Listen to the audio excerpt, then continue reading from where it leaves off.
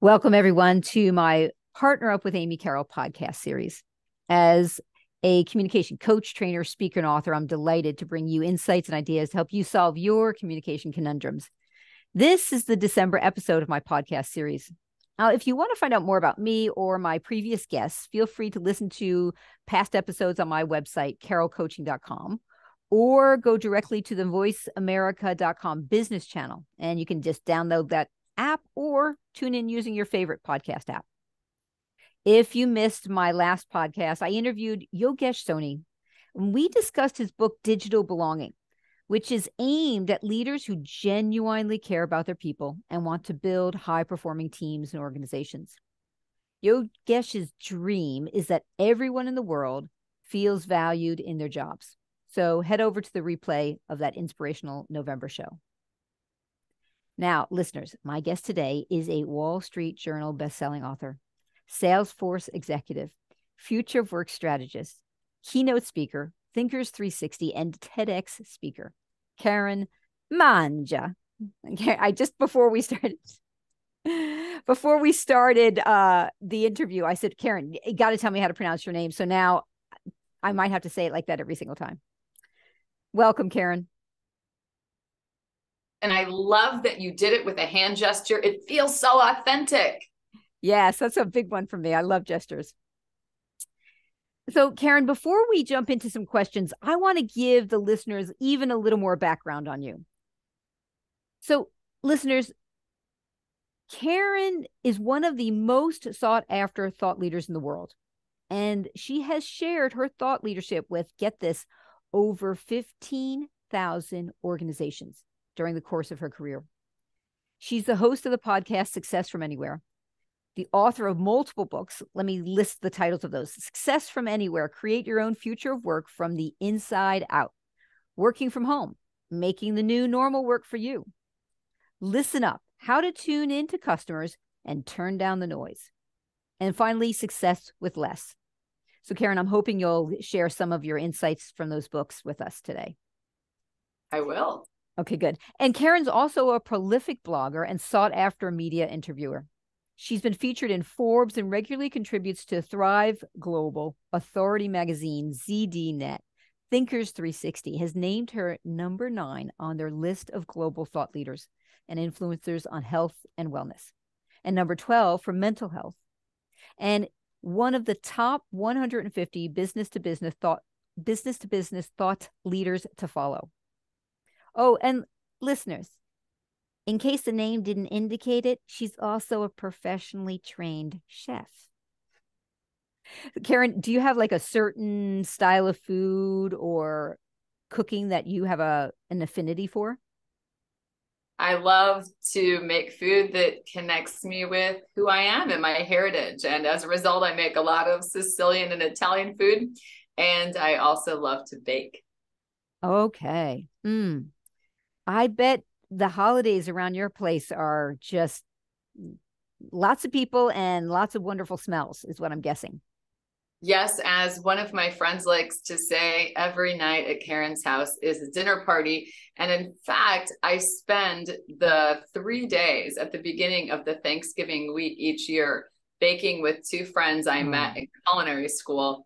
I could regale you with tales of the inputs. Essentially, the outputs are many, many dozens of cookies, 15 to 20 cheesecakes, then chocolate mousse pie, pecan pie, pumpkin pie, cherry pie, apple pie, soccer tarts, Linzer tarts, bourbon chocolate pecan tarts. I could go on. Oh my It's probably starting to sound like that Forrest Gump list where he does all the ways to take a trip.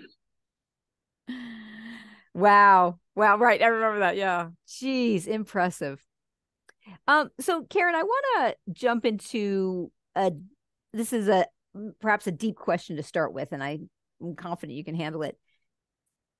Your setback to comeback.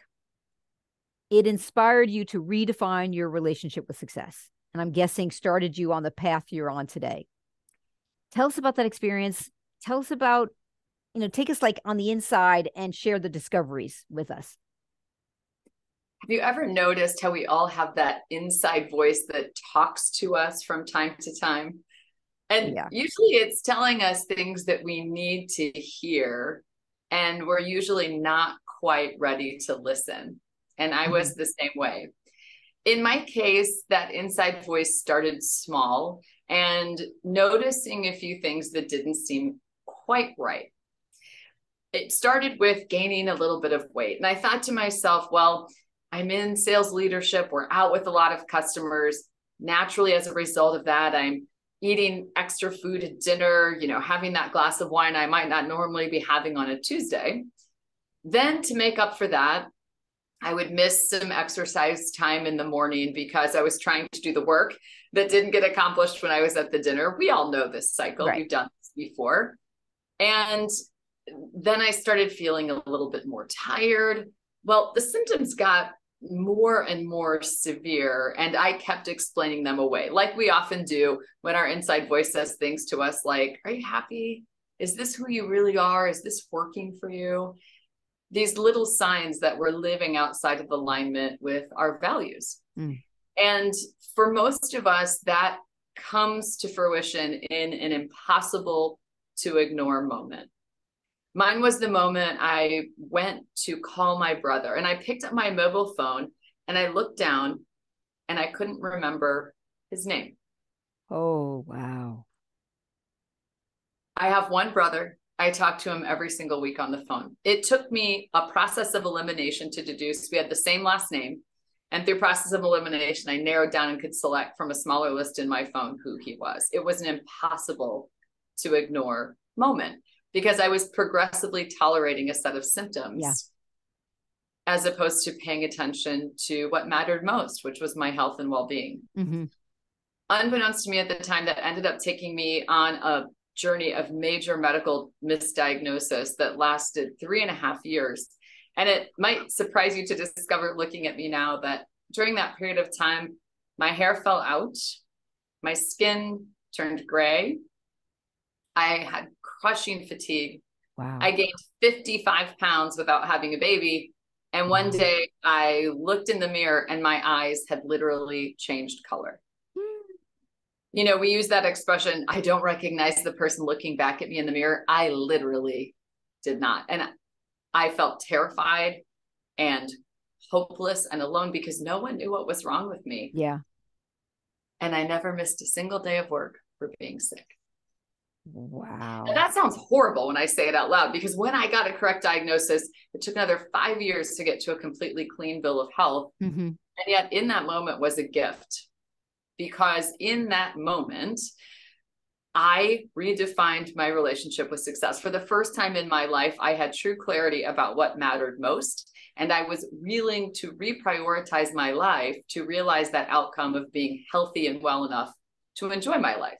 Now, the great irony of my diagnosis is that I was diagnosed with DDT pesticide poisoning. Oh, wow. If you're looking for something to try, I do not recommend a mug of pesticide. If, that's on special at your local happy hour, I'd probably skip it. But here's what's interesting. I had poison literally coursing through my body that was causing significant disruption. And the way that I got so sick and stayed there so long is that I was holding a toxic set of beliefs about what success looked like and what I was willing to do to get it. Yep. Oh, Karen, let's just stop a second. Say that again. That is so powerful. Yeah. I was holding on to a toxic set of beliefs about what defined success and what I was willing to sacrifice to realize success. I'm going to guess there's a lot of listeners out there that are probably nodding their heads thinking, wow, that sounds familiar. Yes. And your story may not be major medical. And what I have come to understand, though, is we are all holding on to some kind of a toxic belief. We're all progressively tolerating circumstances and stories and beliefs that do not serve us. And I think what the pandemic surfaced is what we have been settling for, particularly in our relationship with work. We've settled for approval when our deepest desire is for acceptance. We've settled for mandates. Hold on. That's another one. We've settled for approval when what our deepest desire is acceptance. So true. We've settled for mandates when our deepest desires for meaning. Mm-hmm. And look at these return to office mandates. Get back to the office, and people are thinking, why? Yeah. And I think ultimately we realize now that we've settled for blending when our deepest desire is belonging. Yes. And when you think about what happens, we take clues from around us about how to be successful. And very often, what we interpret from that is how to blend in, strategies to become masterfully adaptable. And the reality is belonging is based on bonding, not on blending. Yeah. Belonging is based on being who you authentically are. And belonging is for that. operating from a set of beliefs that serve you well. Yep. And we've come to this point of realizing that we're no longer willing to settle. Yeah. Yeah. Wow. That is, at what point in this journey, let's count 8 years, was there a point of realizing the enormous gifts that this had given you? Yes. And what I like about what you're saying is that all of these setbacks or moments of great awakening can be gifts and opportunities if we choose to see them that way. The first gift for me from major medical was coming to an understanding of how to define success on my own terms and to make the changes in my life that were necessary to make my definition of success a priority, to make sure I was living in alignment with my values. And success with less, I talk about the new formula for success I discovered, which was pause, ponder, prioritize. Nice.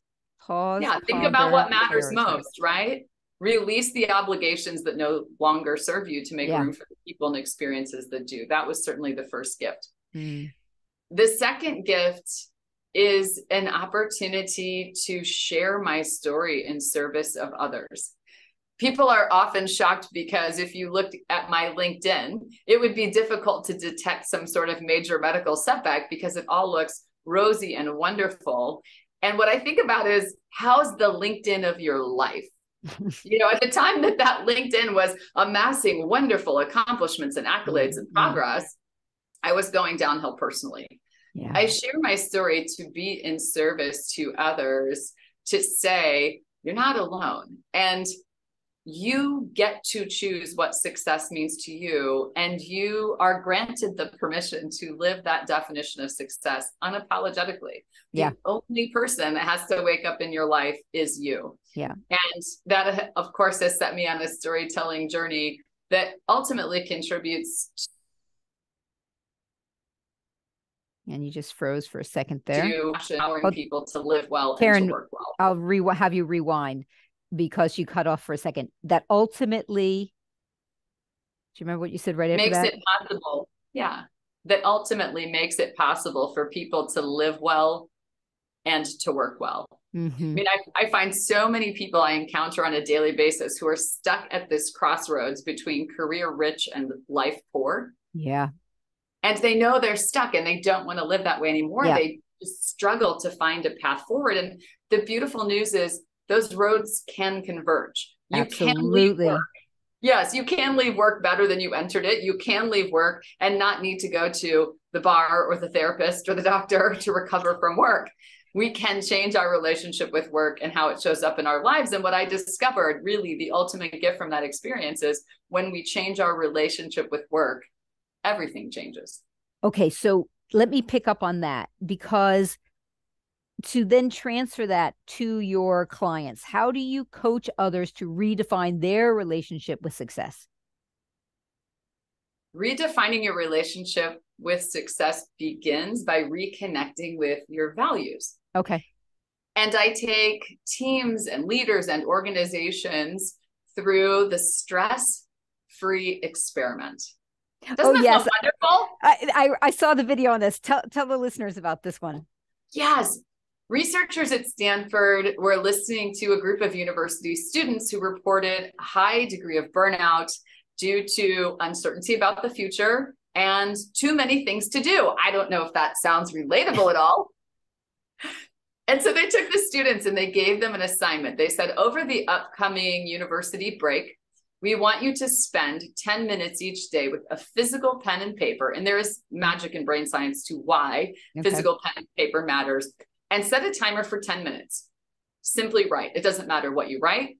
We're not grading your grammar, your punctuation, your spelling. You don't even have to read what you write. Do that. And then, like great scientists, they selected a small group of students and they said, for you, we have a special assignment. For you, we want you to spend 10 minutes writing about your top value. Excuse me. I just got to turn on the lights in the office. It was an epiphany. It was an illuminating insight. They said, we want to write about your top value and how your top value shows up in your everyday life. After the break, the scientists collected the journal pages and they continued to study the performance and well-being of the students in the months that followed.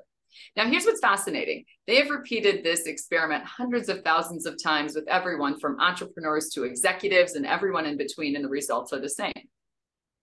When you are clear about your values and how your values show up in everyday life, you will demonstrate the ability to access higher degrees of adaptability, resilience, the ability to tap into new ideas, lower levels of burnout, and higher measurable levels of performance, even if you only complete the stress-free experiment one time. Amazing. Yes. The first activity that I do with people, in fact, I just led a workshop in a beautiful retreat area for 55 senior quota-carrying leaders. And this was the first activity we did. We got out a pen and paper and we wrote about our values. And when I asked the leader to share the value with the leader sitting next to them, the question I asked the listening person to ask in response was, why does this matter to you so much? Nice. And you know what they discovered? They discovered they do share. And we as human beings share many values. We tend not to articulate those values. And as the leader in service of someone else, we very rarely ask the people we're serving, what's your top value? Why does that matter to you so much? How can I make sure that shows up for you? They discovered they had lots of core values in common. Now, how those showed up in terms of execution in day-to-day life or work life certainly varied, and that's great. When we return to our values, that's how we have a solid foundation. That's how we stop settling. It starts there. Then the next thing I like to ask people to do is to examine your calendar and assess how much of each day are you living in alignment with that top value? Yeah. Because the reality is, if everything is important, then nothing is important. Right. So I like to ask 3 challenge questions and a bonus question to my own calendar and my own to-do list that I've discovered work for everyone to create space. Those 3 questions and the bonus question, and this is always what I encourage people to do next. You have to make space for what matters most, even in small increments. Yeah. The questions are: 1, does it have to be? Oh, right. 2, does it have to be me? 3, does it have to be me right now? And bonus question for the win, does it have to be a meeting? Does it have to be? Does it have to be me? Does it have to be me right now? And does it have to be a meeting? Fabulous.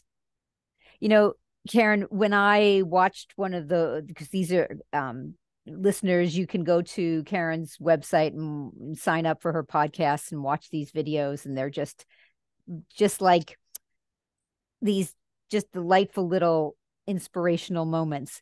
And so, Karen, I asked myself the question, well, Amy, what's your top value? And I did this exercise when I started my business 22 years ago. Karen, I was horrified what I came up with. My top values were fun and play. And I remember asking myself, how will I ever make any money if all I want to do is have fun? And lo and behold, it's worked out pretty well. And so I really encourage listeners to be bold and trust that process and see what comes up when you ask that question. Very cool. Fun and play are important. And people love to be around people who can make something fun. Yeah. Yeah, that's one of the other, you talk about that, about the importance of play. We're going to take a break in a couple minutes, though. Before we do, did you want to expand on that thought? One of the reasons I love to cook is because cooking is play. I mean, think about, being a kid, maybe you're with your grandmother in the kitchen, whatever nostalgic memory comes up for you. But didn't you like to pour things out of the measuring cup and get the wooden spoon and stir? I think about how restorative that is. For me, it's a form of play. Get your hands in the dough. For someone else, it might be gardening. I'm also taking tap dancing lessons now as an adult for the first time to tap into more joy. And it's something I gave myself permission to do, not to get better at it, not even to become really good at it, merely for pure play, pure joy. And I have to tell you, Tap Dance Tuesdays, it'll change your life. We can't wait for the video on that one. Oh, there is one coming soon. Already? Yes. We talk about adult learning. You'll meet my tap dance instructor. It's a full production video shoot. You'll see her teaching me how to do something. We talk about how to tap into a beginner's mind, how to tap into more joy, and how to access our ability to learn. That's great. Karen, I want to ask my next question, which I know is going to take us probably, pause and come back to it after the break. Though I want to ask you about the topic of burnout. It is, as they say, a topic of our time. And I personally have come across a lot of people who have suffered from it. And I kind of was at the edge once or twice in my life, looking over, going, oh, this is not fun. And I'm curious to know, how can we battle burnout and how can we win? Would you like to already start to formulate some thoughts on that? You can come out of the ring swinging. And I'll share the story with you after the break. Okay. Of staring into the face of burnout and what I discovered about how to battle burnout and win as a result. Okay, great. All right. So listeners, you can connect and find out more about Karen via her LinkedIn profile, linkedin.com/in/Karen Mangia, Magia. And you can also reach her website, Salesforce, Success with Less, Twitter. And listeners, if you're ready to take your superhero partner powers into the next decade, I'm going to encourage you to join me in Bali. Yes, Bali, that island in Indonesia, next May 2023 for the complete retreat. You'll find out more details on the events page of my website, carolcoaching.com. And when we come back from break, we'll be hearing more from Karen. Stay tuned. You're listening to Partner Up with Amy Carroll on the Voice America Business Channel. Welcome back, listeners. My guest today is Karen Mangia. Mangia with the hands, Mangia. We've been discussing, we just started getting into the topic of burnout. So Karen, I want to turn it back to you to hear more about this. Have you ever stared into the face of burnout? I will never forget the time that I watched someone getting completely beaten down. We've all seen this. We've been these people too. Maybe the face of burnout you're staring into is your own. Maybe that's why you're listening to this show today. Well, there was a fascinating strategy. I mean, as this person who was completely burnt out, round after round, trying to battle back, kept taking punches as the hits kept coming, he had a very interesting strategy. He rested on the ropes. He literally let the punches keep coming without fighting back. He conserved energy. And when he decided to stand up and get back in the battle to overcome that burnout, to get back in the ring, he came out swinging. But before he did, he made one power move. He walked up, he looked into the eyes of his opponent, he lifted his arm up, pulled the man close and whispered in his ear, "Is that all you've got?" And then he started swinging. That is how Mike Tyson, I'm sorry, not Mike Tyson, Muhammad Ali. Muhammad, yeah, sorry. And that is how Muhammad Ali became the heavyweight champion of the world. He whispered that phrase, "Is that all you've got?"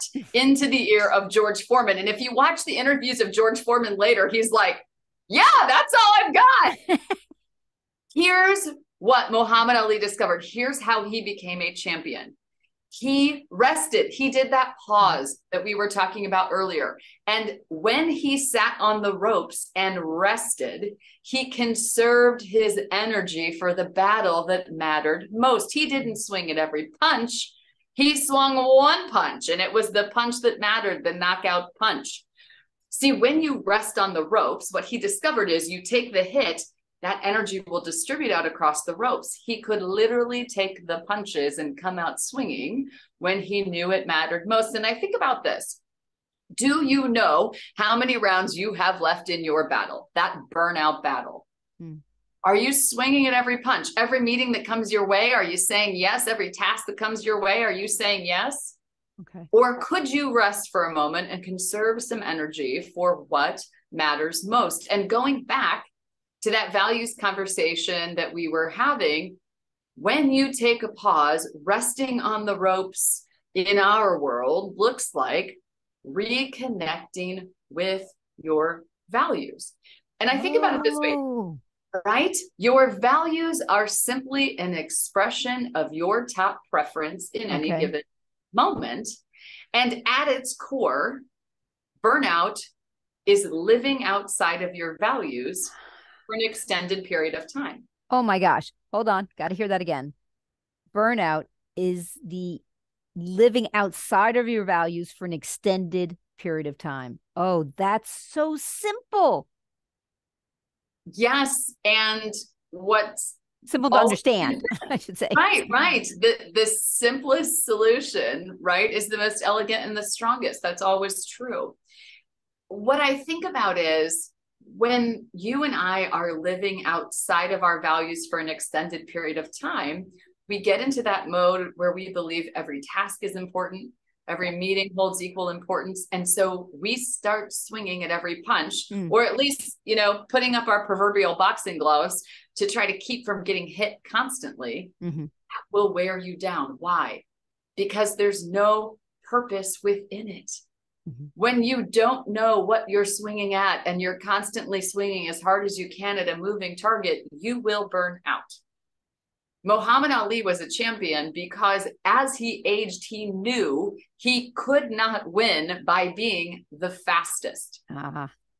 That prize fight was later in his life. And what he realized was rest is an asset. Periods of peak performance require periods of maximum rest. And even in a high stakes situation, his go-to battle strategy to keep himself from burning out was to rest in the ring. Think about this inside of your calendar next week, inside of your to-do list tonight. Where could you introduce rest and play like a champion? Oh, this is fascinating to me, Karen, because it's got to be, I'm guessing people's automatic reaction is to do just the opposite.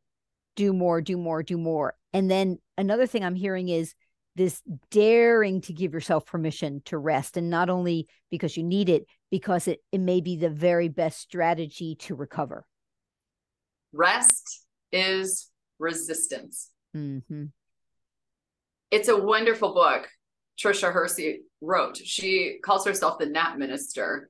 She talks about how rest is truly a form of resistance in the sense that it pushes back against every traditional societal definition, expectation, and portrayal of success. Right? We think success is the Muhammad Ali float like a butterfly, sting like a bee, and we run that play all the time. We think it's being the first one into the burning building, the first to respond to every Slack message, Teams message, email, and request. The reality is rest is resistance. And every high performance athlete and corporate athlete knows that you save your energy for what matters most, because that's when you can pack a punch. When you're coming from a place of being fully rested, that's where impact comes from. That's how you land. So the name of the book is Rest is Resistance? Rest is Resistance. And tell me the name of the author again. Trisha Hersey. Trisha Hersey. Oh, that's great. And she talks about this also, the concept of rest as a strategy to battle discrimination in the world and to help address diversity, equity, inclusion, and belonging. Really? Wow. She gives people permission to rest, as in, you don't have to be the only person carrying the banner and fighting for the rights and the justice and equity of whatever group that you're passionate for. And she literally gathers people together to take small naps. She has people who cry and say, this is the first time in my life I've ever been given permission to rest in the middle of the afternoon for no reason. And wow. she gets inspiration from her grandmother, who would literally, even if she didn't nap, would close her eyes for 20 minutes every afternoon. And as a child, she would come up and try to talk to her. And the grandmother would just do the one finger. And she asked her, why do you do this? And she said, it's the only tool I have to fight back against an unjust world. Oh my gosh. Oh, that's fascinating. Going back to the idea of countering burnout, the idea that when we're away from our values for too long, and if I go back to my value of fun and play, and imagining when I'm feeling that, kind of edging towards burnout, oh my gosh, of course, fun and play is going to give me back energy and joy and delight. So it's just, like I said, it's just such a clear solution. Oh, thank you for that, Karen. This has been permission granted. Here's the reality. We all know what we need to do for ourselves. We know what's not serving us. And sometimes we wait for an external entity to grant us permission to do what we already know we need to do for ourselves. And so, as a gift to all of your listeners, I offer permission granted. Nice. Yeah, it's funny how that we don't feel like we can give the permission to ourselves. And that's the cool thing. Hold on one second. I'm going to do my... I feel like we're doing secret filming now. I think I forgot what I was going to say. All right. Well, let me move on to the next question I have for you, because I want to make sure I get to cover everything. You wrote 4 books, 3 of them best-selling books during a global pandemic. And while maintaining your job as a Salesforce executive. How did you manage this? Tell us. Divest before you invest. Okay. Here's what I mean by that. At the same time that I was writing multiple books, I was not also deciding to train for an Ironman triathlon and cook Pinterest perfect meals every single day. Divest before you invest means when you are clear about your top priority, create space for that top priority and give yourself permission to pause other activities. Even if you love them, even if you feel that you need to do them, pause or postpone them temporarily to make room for your top priority. And I'll give you an example of this. So if you think about these books, it's very interesting. The Listen Up book, I contracted to write in February of 2020. And when the whole world shut down, my thought was, I won't be on an airplane. I'll be in the same bed every night, keeping the same hours in the same time zone. I could potentially write a better book and have that take less toll on myself. So I submitted that manuscript May 1st, 2020. A week and a half later, I was talking with my senior editor at Wiley, and I started getting curious and asking her questions about what it's like to work from home in the publishing industry.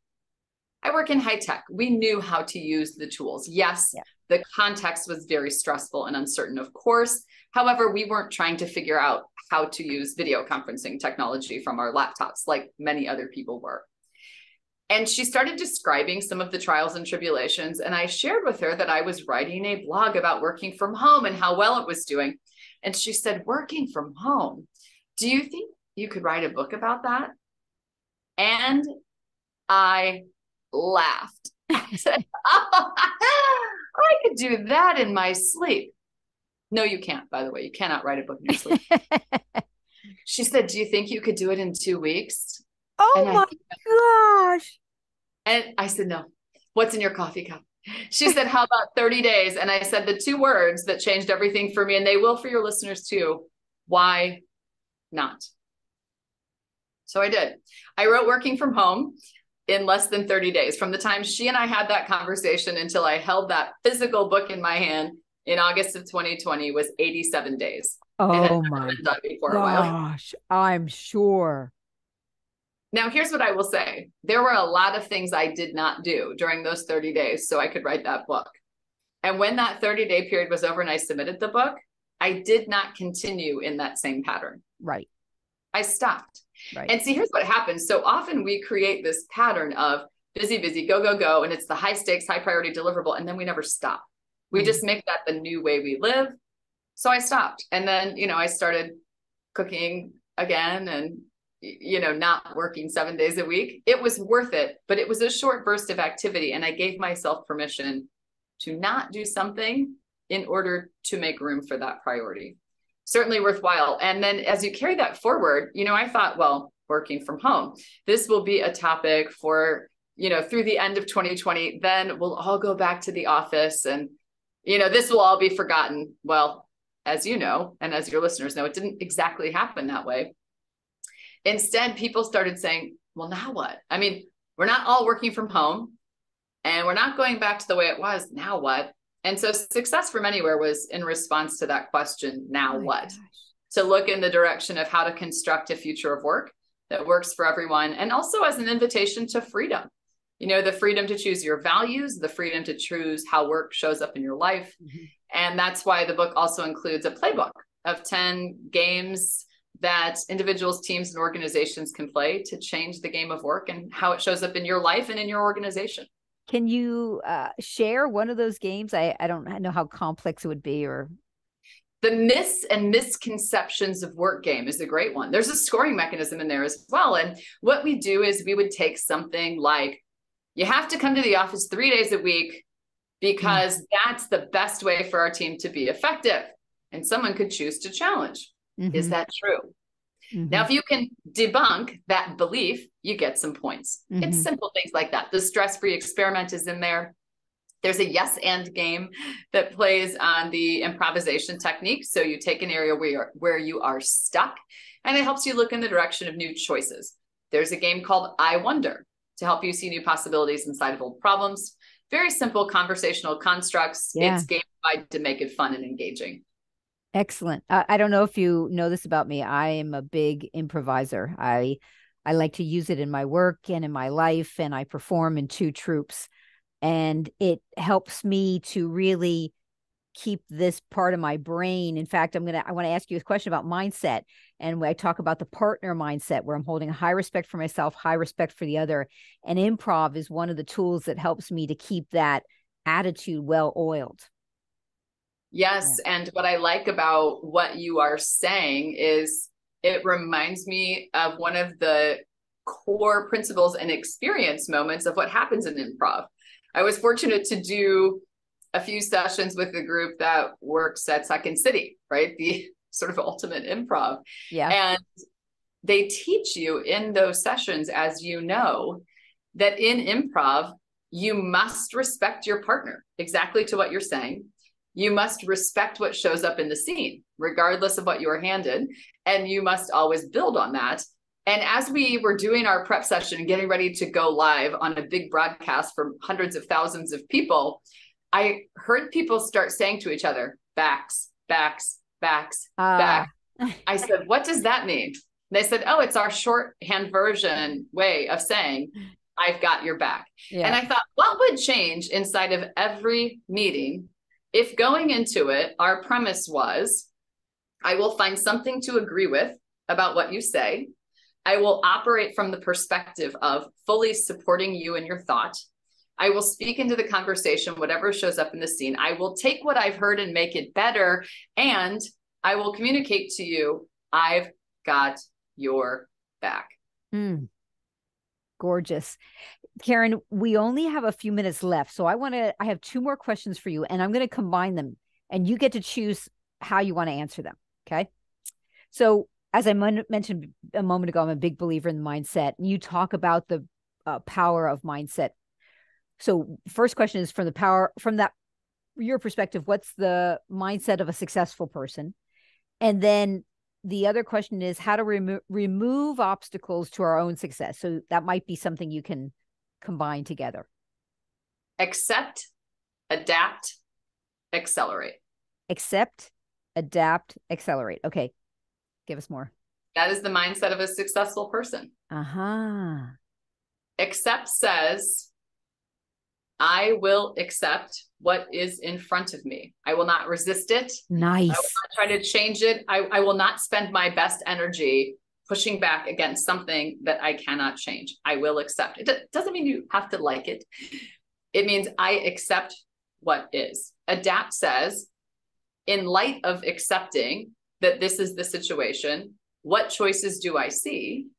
Accelerate says, how do I, one choice at a time, 5 minutes at a time, move myself closer to putting those choices into effect and creating momentum? Even if you spent 5 minutes a day, a 1% daily improvement on whatever your challenge might be, will more than double your progress in 72 days. Oh, wow. Let me just go back to the first one, accept. I love that because it's, to me, that's a sign of emotional intelligence. You're not fighting the situation, and you're not in that kind of, it's not fair, it shouldn't be. You know, I think it's Katie, Byron Katie, who says, Byron Katie, loving what is. Yes. Yeah. And if you don't accept it, it's a sign of insanity or something like that. Yeah. Yes. Yes. I love her questions, right? Is that true? Is that absolutely true? What evidence can you offer that that is absolutely 100% true? And my favorite question of all of them, because I think the real power is here. Who would you be without that story? I ask that question to people and they go, and you could just say, oh, what? I don't understand. It takes them a minute to get their brain around it. Yeah. Yes. And so tell us more about removing obstacles to our own success. Removing obstacles involves seeing that saboteur when that saboteur crops up. We all have that inside voice. You know, some will talk about imposter syndrome. For others, it might be you're hyper rational. I mean, everything is black and white, right or wrong. For somebody else, you might be the victim. You know, everything else is always happening to you. Somebody else might be an avoider. You know, it's not that bad. I'll just ignore it and it will go away. We all have a saboteur voice inside of us. Uh-huh. A judge that judges us and our circumstances and others. You might have imposter syndrome. You might be an avoider. If I just ignore it, it will go away. You might be a pleaser. I'll just keep trying. You might be an achiever, however that shows up for you. The first most powerful step is recognizing when that saboteur is showing up in your situation and telling you something that is not true, that does not serve you, and instead channeling yourself into a sage mindset where you are curious, where you're asking questions, where you are observing what is happening from a more detached point of view and thinking about, in light of whatever is happening, how do I use my powers of curiosity, creativity, and choice to go in a new direction without getting completely derailed? Beautiful. In the few minutes we have remaining, do you have an example of a success story that you'd like to share? Personally, or of someone I've coached? You get to decide. It could be yours. It could be someone else's. I'll leave it for you. Wow. That may be the hardest question I have been asked in a long time, to be perfectly honest. You know what?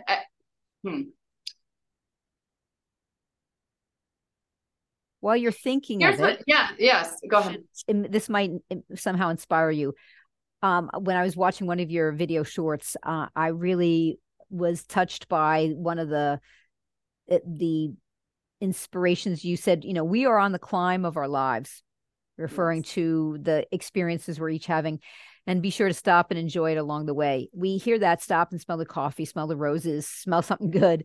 And it's just so true. So thank you for that reminder. Yes. And what I like about what you're saying and what it reminded me of is a young woman who came to me for some career coaching. She had been out of university for over a year and was working as an assistant manager in retail. And the primary catalyst for wanting to change her job was she didn't want to have roommates anymore and needed to make enough money to pay rent. And this is recent, so you can imagine the price of rent. And as I had a conversation with her, what I realized was sabotaging her, the story she was telling herself, was she wasn't capable, that she didn't have something to offer. And she was really facing a crisis of confidence. She was actually quite talented. And I coached her through discovering her strengths and tapping into some strategies to confidently express those.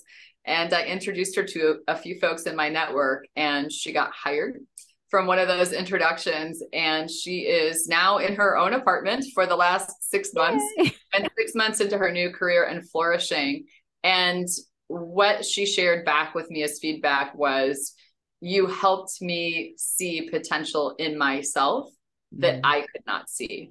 And to me, helping people discover and realize their full potential, freeing people from those saboteur voices and inviting them to step into who they are meant to be and the life they are meant to have, for me, is the ultimate kind of success. Yeah. Oh, that's a beautiful summary and a perfect place to wrap up. Karen, I'd like to offer the listeners a call for action that they should absolutely subscribe to your podcast, Success from Anywhere.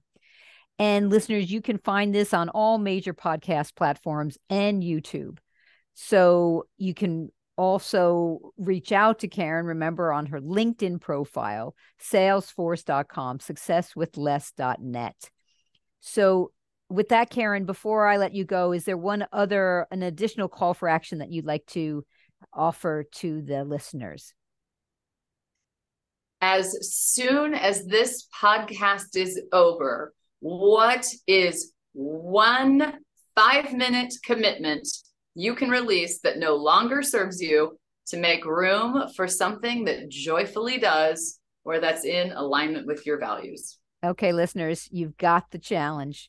That's from Karen. From me, listeners, I'll invite you to send me your communication conundrums, clashes, challenges, mishaps, blunders, and successes. You can do that via email or social media, and I will read and discuss them on future podcasts, make suggestions. My email is amy@carrollcoaching.com. That's 2 R's and 2 L's. And this is the last interview for 2022 on the Partner Up with Amy Carroll host page. So listeners, if you'd like to continue to follow me in 2023, head over to my SoundCloud, YouTube, Spotify, Deezer channels, and connect with me on Facebook or Instagram, Amy Carroll Coaching. Thank you for your amazing support over the last 2 years, listeners. It's been quite a ride and absolutely delightful with Voice America. And Voice America team, thank you for your very professional support. It was a pleasure for me to work with you. Wishing you a beautiful time over the festival holidays and a successful 2023. Also, listeners, don't forget to reach out to me for the retreat in Bali if you want to upgrade your relationships and reach new heights. And I'll offer you a communication overhaul. Details on my events page, carrollcoaching.com. All right. So, Karen, a moment to thank you. It's been a wonderful conversation. Thank you. And thank you, listeners. You've been listening to Partner Up with Amy Carroll on the Voice America Business Channel. Happy partnering, everyone.